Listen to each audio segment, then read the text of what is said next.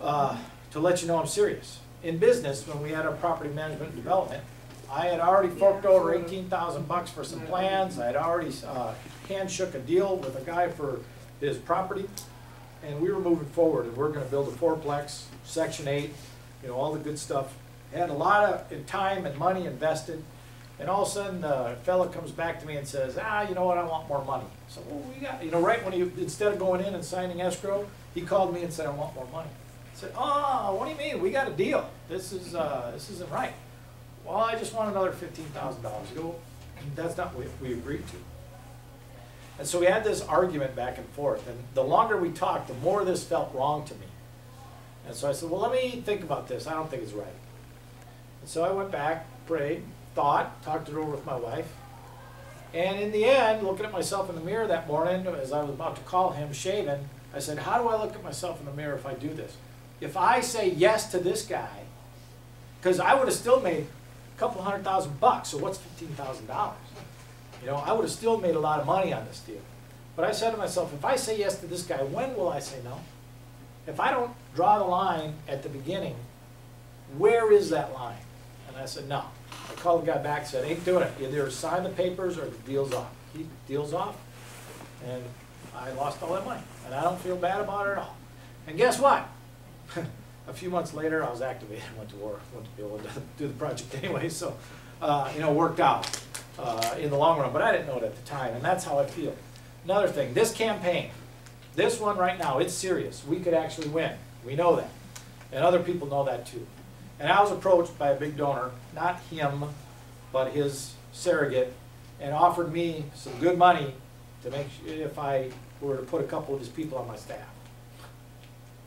So really, not even close. And so those thousands of dollars from my campaign did not end up in my coffers. And I have my control over my staff. So lobbyists, I don't think they're the bad guys. I think your representative that allows lobbyists money to influence them is the bad guy. Now, the peer shift that you talked about, excuse me. I read a nice book by, was it H.L. Richardson? Called Confrontational Politics, one of your state senators a while back.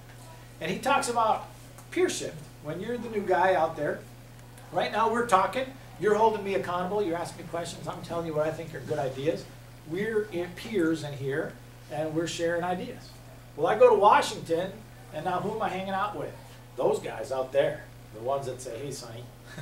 And I lose contact with you, and so my peers shift, and my ideas shift with them to conform to them. No way. First of all, my eyes are wide open and know what's going on. Second of all, I am receiving no establishment support for my campaign. They like me. I talk to them. They, oh yeah, you're a great candidate and all that stuff. How much money you raise? I don't care how much money I raise. How many votes am I getting? That's what's most important. So I'm getting no establishment support, so I owe them nothing. And when we win this primary in June, and all of a sudden their candidate loses, and now they're coming, hey, you won, we want to get behind you. Yeah, you're getting behind me, but you're doing it on my terms because you weren't there for me in the beginning. Not that that would have mattered, but you see the dynamic being set up. Next thing is, if California has only kicked out 2 incumbents in Congress over the past 25 years or so. Gary Condit, if you remember that fella in Merced, you know, apparently he didn't kill that gal, but he was cheating on his wife with her, so it was good he got kicked out anyways. So, and then the other one was Richard Pombo. Imagine for a moment, because I imagine this every once in a while just to chill, yep. Imagine for a moment, California, the left coast, replaces a liberal Democrat, John Garamendi, with a conservative Republican, Rick Tubbs. That, and it's very possible, like I showed you, very possible. That is an amazing story that gives me some credibility going to Washington to not have to toe the line and to be able to be the kind of leader I want to be. I'm going to Washington to be a leader and not to be a follower. That's just in me. That's in my blood. That's why I've succeeded in my Air Force career. And then the last thing I'll offer you on that is, as a squadron commander, I'm like the lower level of upper management in the military, which means all the other guys outrank me. So when we sit around at the table and discuss things, they all outrank me. So eventually it's their decision.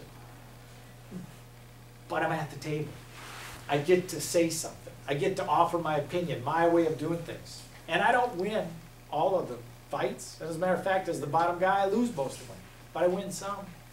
And I've learned over these last couple years as a squadron commander how to make those small victories and to build on them and to have them grow. I have a vision for my Air Force Reserve Command. And God forbid this election doesn't work out, which I am thinking it will. Oh, I'm going to go work from the bottom up, changing the Air Force Reserve. Now, I can do a whole lot better as a congressman to help my Air Force Reserve. But anyways, my point is I've been in this position, and I've been successful, and I will do it as your freshman congressman. And assuming that I win this election on how I'm running, I am running on these ideas, on these issues, on these solutions, and I go and do what I say, I expect you to keep voting me in so I get the time to build the seniority and to build the time needed to work on these things to accomplish our goals. So it's a very good point you bring up, and my eyes are wide open. I know I'll be a freshman, but we have some things going for us because of what we're doing. I have some things going for me because of who I am, and we'll have time to work on these things. And when you talk about balancing the budget, I want to see it balanced in 5 years. I don't think it's a long-term issue like our Congressman Garamendi has said in my presence at a debate. It's not a long-term issue. Balance it in 5 years, and I'm going to work towards that. You're going to hear about the Rick Tubbs budget that balances us in 5 years and pays down the debt to zero in 30 years like a mortgage, so our kids don't have to. So it's good points. What else you got out there? Come on. Yes? Well, you know, all the jobs in the deregulation, Rick, are wonderful, and I'm glad you're pursuing that. But as Americans, or myself as an American, I'm very concerned about our civil rights and you know, and abilities to protest being stripped away. I'm very concerned about people being strip searched for car tickets. There's a general dehumanization going on from the government down. And I mean, I know it's a really loaded question for you, but it's something like, you know, that as an American, I'm very concerned that the Bill of Rights has essentially been nullified since the end of last year. So when you talk civil rights, you're not talking about Martin Luther King 1960 civil rights. No. You're talking 1789 Bill of Rights. Yes. Yeah. Oh, did I? Oh, it's okay. I transposed. I'm just making sure I understand the question. Well, it came out, yeah, that's exactly, I did said the wrong one. Yeah, and you bring up a great point. Our Bill of Rights has been under attack, in my opinion, for some time, whether it's come from the Supreme Court's judicial activism. You see our president now out there calling for judicial restraint when it's his Obamacare bill. Really? Well, first of all, what is the Supreme Court's job? And that is to determine whether a law is constitutional or not. The Supreme Court is doing their job. What the problem is when they come up with new rights out of legislation and pass it. That's judicial activism and lack of restraint. So anyways, what you're saying is, I understand. Second Amendment is a good example with all these gun control laws. And they're really reactions. I mean, we just had in Oakland 2 days ago, my first sergeant is an Oakland police officer, and she's in my office, and we're chatting about the Air Force, and she gets a text about the Oakland shooting that happened. You know, tragedy. And the problem is we look at that, and we go, oh, if that person didn't have a gun, that wouldn't have happened. Oh, and we look at it through emotion or through irrational logic. No, I say in that case, now let's talk about logic.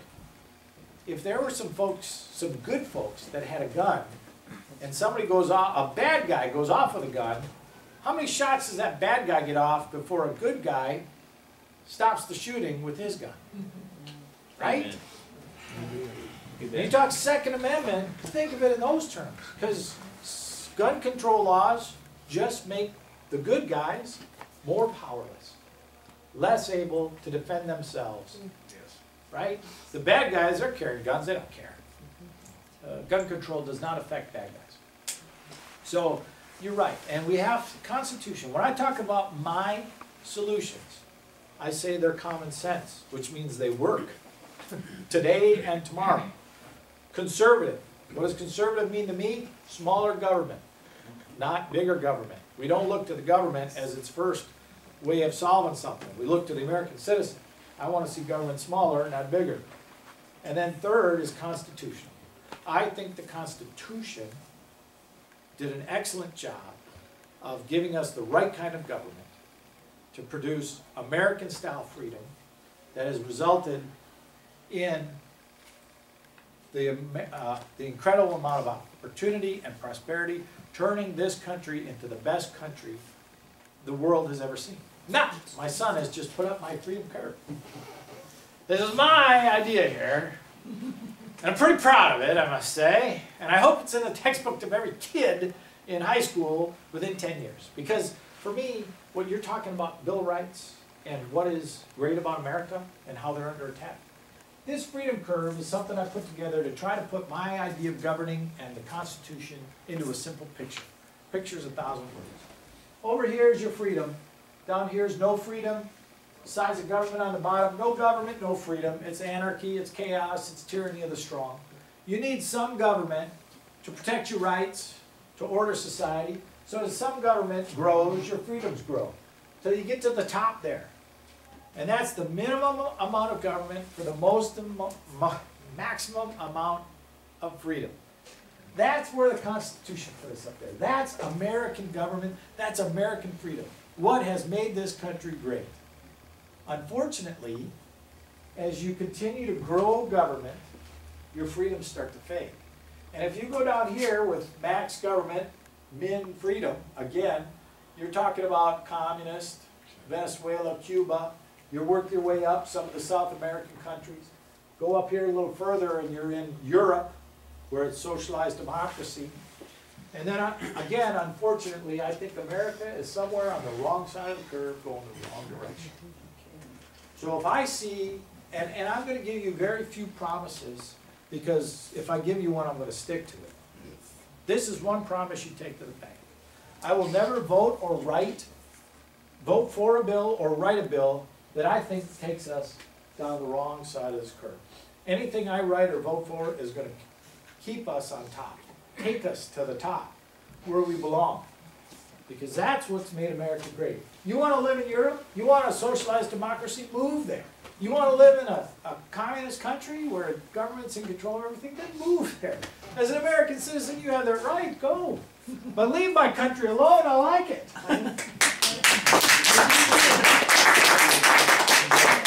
So, not a specific, perhaps, answer, but certainly a philosophical answer to your question on the way I look at things. Yeah. What else you got? Yes, ma'am. Yes. Would you vote for the Republican budget that was introduced by Paul Ryan the other week? Yeah, and that's why I say I don't give promises. I have not read it. I have heard a few things about it that sound good to me. I've heard a few things about it from the other side, Democrats. That I read John Garamendi's article in SecB. That, you know, from their perspective sounds like we need to take a look. So I would want to read it first before I gave you a yes or a no. I will say this though, I think Paul Ryan has been doing some excellent work trying to solve some of the problems that we're facing in our budget. I would consider him an ally, somebody I would go to when I was a congressman to work together on it. I would want to reach across the aisle and work with all congressmen. Some will just not come on board. But the majority, I'm talking in the 300s, should be 435, will agree that we need to balance our budget and how to get there. And work there. I mean, I have what I said to you today, but I'm willing to work with all sides to get there. What I like about Paul Ryan's budget is it's cutting spending. It reduces the complexity of the tax code. We have 20,000 plus pages of tax code. No way any of us can comply. No way. It's out of control. It's crazy. We have to simplify the tax code. A good example, just to tell you how I view my party, which I'm an American first. I am not a Republican first. I think my party was wrong over the summer when we were making this debate about the debt ceiling, and they were saying no new revenue, but we want all these cuts. And so the PR geniuses over in the Democrat Party put that commercial together of Granny in the wheelchair and the Republicans throwing her off the cliff, right? And now the Republicans are a bunch of grumpy old men just trying to do bad things. Well, they lost the high ground. We're trying to balance the budget, we're trying to grow jobs. And as a conservative, a guy who believes in smaller government, I would have gave up what did the Democrats offer? Well, give us the corporate tax, or the corporate jet tax loophole, right? Something that everybody sees as something for the rich, right? Oh, that's taking care of rich people, blah, blah, blah. I would have said, absolutely, here you go, because my conservative principles is a simpler tax code. And all these loopholes and special deals that lobbyists got put into the bills, we need to pull them out. Yeah, because my conservative principle is to make government simpler, the tax code simpler. Here you go, take that, now give me some more cuts. So that's a place I would have disagreed with my party. And why, when I look at Paul Ryan, I'm not going to just blindly follow. I want to take a look at it, see what we can do, and then go from there. There are some very good things in that budget that I like. We have to reform entitlements. We cannot allow Social Security and Medicare to continue on their current path. We have to take a look at them and change it. Because if we don't, the extreme position is status quo. Because the status quo is unsustainable, those things go bankrupt, and we either lose benefits, raise taxes, print money. All the solutions to letting things go the way they are just not good. And so we have to do something. And I applaud Paul Ryan for having the guts, the leadership to say, this is my idea, and let's go forward. And now, like I said, you'll hear about a Rick Tubbs budget. I'm actually rooting for Paul Ryan to be Romney's VP, so I can, do the Rick Tubbs budget, not competing with Paul Ryan's. But I'll be willing to make some sausage, if you will, and that doesn't mean compromising principles. That means recognizing there's other ways and good ways that I don't have every answer to get to the goal. And I'm willing to work with my fellow congressmen and women to get there. I like what Paul Ryan's trying to do. To say that I agree with his budget or not, I'd have to read it some more. But the direction he's going, I like. Behind? Oh, okay, you first, sir. Yeah, look, your opinion about the housing market, what we can do to solve the problem, and also about this 3.8% tax that's supposed to be coming on every sale. Yeah, well, repeal Obamacare and you don't have to worry about that 3.8% tax anymore. One. Second, just to clear up, and I've done some research on this, and my best research has shown me that if you make above a certain amount, and I think it's $250,000, so, but in California, you can make that on your home very easily. That's when you have to pay it. It's not, I've seen some emails out there that say, if you sell your home for $100,000, you gotta pay $3,800. The tax, I believe, is on a higher income person. So those of us with normal homes would not necessarily have to pay that tax. But no, that was one of, it's a healthcare bill. You're doing real estate taxes to pay for healthcare, they just threw in stuff to try to bring the numbers to equal. Oh, and guess what? They're not even close to equal, right? It was a bad bill all the way around, terrible. I'll throw my party under the bus one more time. No Child Left Behind. One of those bills that seem to have the best of intentions, right? Making sure all the kids are learning as they go. But in a practical sense, it has just turned out to be a debacle. They're teaching the test instead of teaching kids the subjects. Right. Whatever the intentions were behind that bill, the way it has worked itself out has just not helped our education system. So I'd like to get out of K-12 education. You see how I turn things in so I can give you more information out there? I want to see the federal government get out of K-12. Let's repeal No Child Left Behind. And you can throw Obamacare in that exact same category. Maybe the best of intentions behind that bill, but it is not going to work. It is not a 3.8% is a great example. Now, the housing market you asked about. Oh my goodness. We bought our home in 2000, right? It was a sweet spot, Sometimes I get it right. I bought companies like Taser just before they went crashing down, and the children really like to tease me about some of my stock market purchases that haven't worked out so good. But when we bought our home, boy, right there in 2000, we got a decent price at a decent interest rate. And as I'm sitting there with 2 jobs, making a decent amount of money, able to afford the house that I'm trying to purchase, the guy across the desk from me trying to sell me my loan, it's like, hey, you want to do a no document loan? What's that? Well, you don't have to show me anything. You just sign this piece of paper. Yeah. Is it going to cost me more money? Yeah, but it's, no document. No, I want a 30-year fix, that's the cheapest. Well, hey, we can qualify you for more money, you can buy a bigger house. Ah, this house is good enough for me, I like it, I can afford it, and if I get more, I can't afford it. Well, we'll put you into an adjustable rate, and we'll lower your payments. What happens in 5 years? Oh, it'll go up if interest rates go up, but you just refinance or you sell, whatever. He kept throwing me all these different ideas, and I just kept coming back to 30-year fixed. Leave me alone. I want to own this house the rest of my life. As long as it's jail. So, as I'm sitting there, as I go away with Christy, as we're driving away, and I said, that was crazy. Who would do such a thing? And then I start going, people are doing this. There's going to be a housing crunch in about 5 years when all these adjustables go. Well, it took a couple more years, but it started. I knew it was coming, and I was trying to figure out how to make money off of it. And I knew it was going to take a lot of capital to buy all those distressed homes, and I just never got there on my United and Air Force salary. But anyways, I saw something bad coming, because just what was going on. Unfortunately, many people done some things they shouldn't do. And the way our market works is if you buy a house that you can no longer afford, whether it's, you lose your job or whatever happens, you give it back to the bank and start over. And in some cases, that is the right answer. Now, as I was knocking on doors, somebody asked me the question, or I could see the desperation in his face. He had a job, he got a pay cut. In the meantime, his house that was worth whatever it was had gone down in value. He had a job, he could make payments. He was trying to work with the bank to readjust his mortgage to something he could afford and not lose his house. Okay, I get that. But then he said something critical to me that really made me stand up and listen. He goes, how many billions of my tax dollars went to bail out those banks because they made stupid decisions. And now nothing's coming my way when I'm trying to do the right thing. You got a point.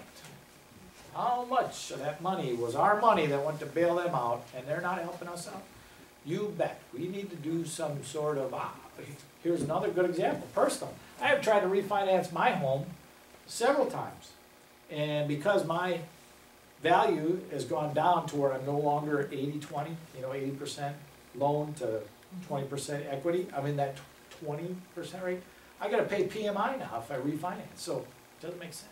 Right. Don't forget the bonuses, Yeah, so CEOs. we can look at it, because we spent tax dollars, we can look at it and say, no, Mr. Bank, that we gave you billions of dollars to, you are gonna work with your customers where it makes sense to make sure that they can stay in their homes, and we have to define it.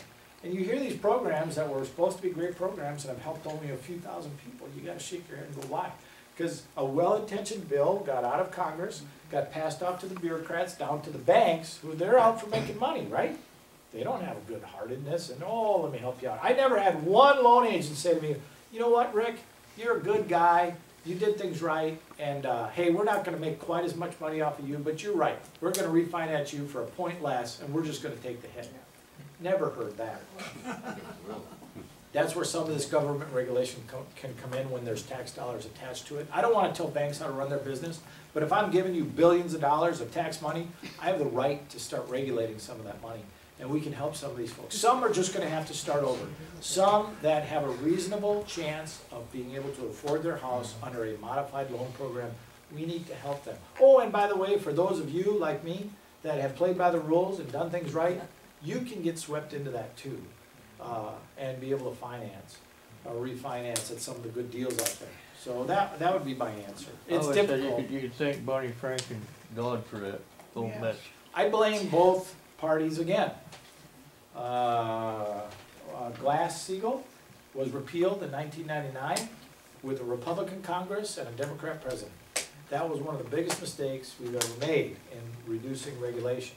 It was an excellent regulation that went into place after the crash in 1929 and the Depression to make sure that banks couldn't take on too much risk with your deposits. They had to have very strict conservative investment vehicles. We repealed that in 1999, and that was part of the reason why we had the problems. We had, back to Carter, through Reagan, through Bush, through Clinton, ramped up with Clinton, we had this idea of trying to have affordable housing. loosening up the credit to people who really couldn't afford the homes that they were doing, these no fault or these no document loans, all this stuff, less than, you know, 0 down payment, these crazy loans. Interest only. Yeah, interest only loans, you know, and then under Bush, 17 times he went to Congress saying, you have got to straighten this out and fix it. And 17 times with the Republican Congress, they turned him down. Democrat Congress too, later on in 2006. So there were people who knew there was problems, but no leadership, and it was both sides of the aisle. They screwed up. We have to learn from our mistakes and have the willingness to admit that we screwed up and then fix it from there. Sir? Question about, it's the honesty and integrity of the way bills are made, and where they put pages and pages of additional writers that have no bearing on that particular bill. How do you get rid of those? You know, the Senate has, it's called a germane clause, or words to that effect, where a bill has to have, everything in it has to be germane or apply